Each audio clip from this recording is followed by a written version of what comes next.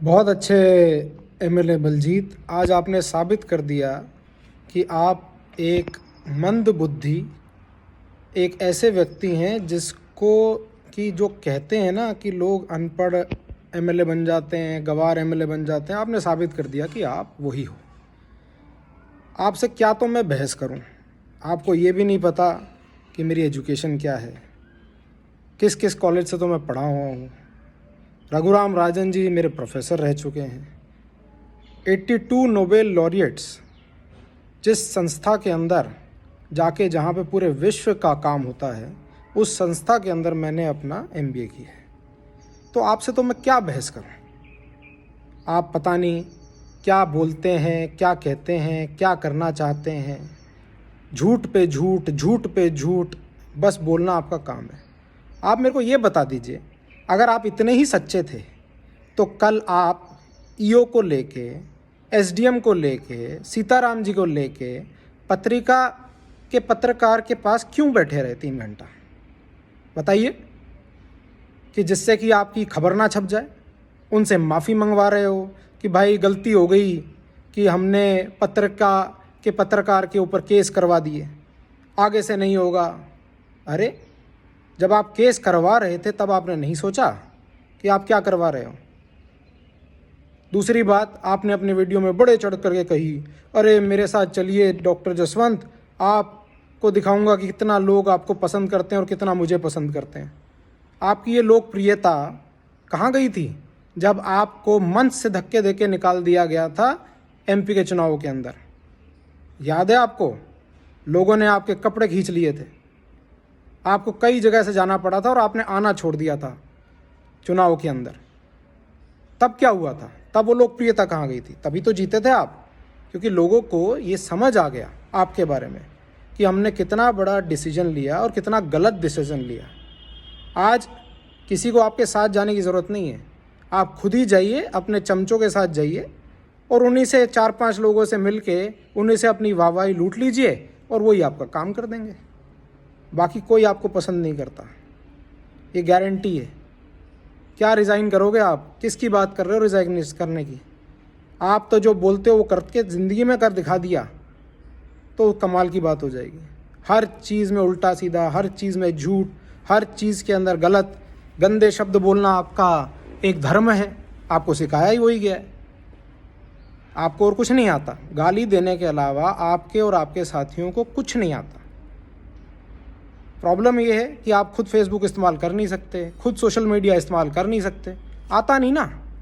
दूसरों पे डिपेंडेंट रहना पड़ता है, दूसरों से पूछना पड़ता है, अरे भाई इसने क्या खींच दिया, इसने क्या पोस्ट कर दिया। अरे पढ़ना तो सीखो पहले कि क्या पोस्ट किया है। आप उस गरीब व्यक्ति का मजाक उड़ा रहे हो, इस बूढ़े माँ बाप का मजाक उड़ा रहे हो, उस बूढ़े माँ का मजाक उड़ा रहे हो जिनके घर के अंदर कोई नहीं बचा। जो राशन किटों के वितरण की बात आप कर रहे हो, वो राशन किटें 63rd बार आज सबको दी गई हैं। सिर्फ कोरोना महामारी की बात नहीं है, 63rd बार, 64वीं बार अगली बारी दी जाएगी। अब जो दी जाएगी हर महीने 1 तारीख को ये राशन किटें चिन्हित लोगों के पास मानव उत्थान संस्था देती है और हर महीने देती है, जिसका मैं भी हिस्सा हूँ। आपको ये बता दूँ कि मैं ऐसी अनेकों संस्थाओं का हिस्सा हूँ पूरे वर्ल्ड के अंदर। यहाँ नहीं, सिर्फ अलवर में नहीं, सिर्फ बहरोड में नहीं, पूरे विश्व के अंदर। क्योंकि मेरे को कई जगह रहने का मौका मिला है, कई जगह लोगों से मिलने का मौका मिला है, और मेरी इच्छा रहती है कि मैं अपनी कमाई में से जो बन सके वो दूँ।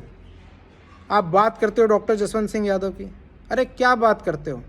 आपकी जितनी उम्र नहीं है उससे ज़्यादा उनका राजनीतिक एक्सपीरियंस है। जो आप अभी एमएलए बने हो ना, वो एमएलए वो 35 साल पहले बने थे। उसके बाद वो अनेकों जगहों पर रह लिए। आपसे लड़ने के लिए उनके वो नहीं है कि आपसे लड़ने के लिए वो आएँ, हर चीज़ के अंदर आपकी बात करें। लेकिन क्या करें, उनको भी दर्द होता है। बहरोड के साथ बहुत लंबा व्यतीत किया है टाइम, और बहरोड के अंदर उन्होंने जब टाइम व्यतीत किया तो वो अपना परिवार मानते हैं बहरोड को, और परिवार कई बारी लड़ाई भी हो जाती है, कई बारी एक दूसरे से मुठभेड़ भी हो जाती है, लेकिन फिर भी एक साथ रहता है। तो डॉक्टर जसवंत सिंह यादव एक ऐसे व्यक्ति हैं, मेरे पिताजी, जो उन्होंने सिखाया है कि हर किसी का आदर करना, सम्मान करना, चाहे वो हमारा दुश्मन भी हो और बड़ा हो तो उसके पैर छूना। ये आप नहीं सीख सकते।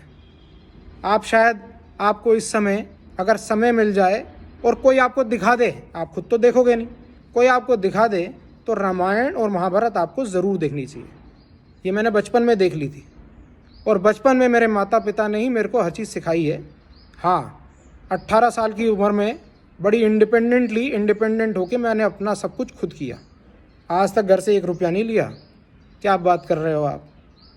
और जो चीज़ मैं खाता हूँ पीता हूँ ना, अपने बलबूते पे खाता पीता हूँ, कमाता हूँ, अच्छा कमाता हूँ, बिज़नेस करता हूँ, दिमाग है, काम करता हूँ, मेहनत करता हूँ। आपकी तरह नहीं है कि किसी से लूट लिया, किसी एक फैक्ट्री में घुस गए, किसी का कुछ कर दिया। अरे आप बताइए बात को। एक बात तो आपने नहीं बताई कि मैं अपना वेतन देता हूँ। क्या वेतन देते हैं आप? किसको वेतन दे दिया आपने? बताइए ना, कौन से अकाउंट में कितना पैसा डाल दिया? हिम्मत है तो पूरा वेतन दीजिए, जो भी पूरा मिलता है। 30-35 लाख रुपए होता है, कहाँ दिया बताइए? कहाँ गमन कर लिया? आप क्या नहीं बताएंगे? कौन मांग रहा है? आपको एक बात बता दूं, आप अगर एमएलए बन गए तो आपकी हर सैलरी, हर डिटेल आपको डिक्लेयर करनी पड़ती है। आप अपना फॉर्म देख लीजिए, जो एमएलए का आपने भरा था, वो फॉर्म के अंदर आपने सब चीज़ें डिक्लेयर की है और आपको आगे भी करनी पड़ेगी अगर आप चुनाव लड़ना चाहते हैं तो इस बात के लिए आप चिंता ना करें। आपको सरकार के सामने भी डिक्लेयर करना पड़ेगा और लोगों के सामने भी डिक्लेयर करना पड़ेगा कि क्या आप खाते हैं, क्या पीते हैं, क्योंकि आप सरकार के नुमाइंदे बन चुके हैं। ज़्यादा लंबे समय के लिए नहीं है, लेकिन जितने भी समय के लिए बने हैं उतने समय के लिए आपको डिक्लेयर करना पड़ेगा और जनता आपसे हिसाब मांगती रहेगी। आपकी रिस्पॉन्सिबिलिटी है हिसाब देना और आपको देना ही पड़ेगा, क्योंकि हर व्यक्ति ये जानता है कि आप कितनी बड़ी चोरी कर रहे हैं, कितना बड़ा लूटपाट कर रहे हैं। आपके लोग, आपको इतना ही शौक है ना, कोई व्यक्ति आपको बता देता है आके कि फेसबुक पे क्या हो रहा है क्या नहीं।